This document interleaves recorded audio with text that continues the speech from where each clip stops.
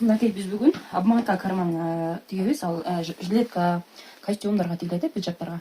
Мына ушундай ичке подзорд алып, эки бүктөп, анан 0,5-0,7 кылып тигип алабыз. Бачокко эки жагына. Андан кийин биз астына мына ушундай лицечканы коебуз дагы. Подзорду 0,1 менен бастырып тигип алабыз.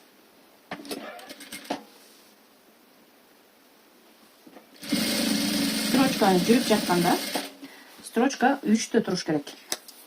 5тө эмес, 3тө. Анткени ошол строчкалар жакшынакай чыгат.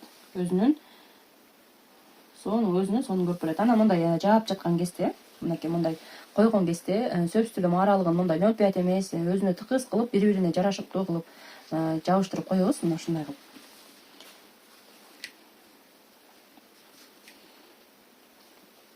Бири-бирине өтө ашып басып кетпейдей жана ачылып калбагыдай кылып аккуратно коюп алабыз дагы 0,1 жүрөбүз.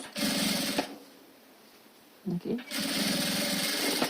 Биздин бачогубуз уже даяр. Бул үтүктөлөт. Үтүктөлгөндөн кийин дагы кичинекей көрүнүп калат. Эми бул жагына биз мындай бачокко жабыштырып тигебиз. Бул тигилгенде уже биздин карманыбыз сонун чыгат.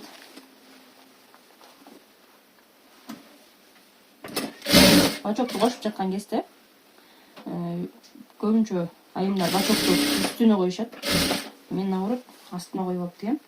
Анткени мына ошол отуруп жаткан кезде могул ийилген тарабына өтө чоң эмес, аябай эмес, кичине посадка берип отурса жакшынакай көрүнөт.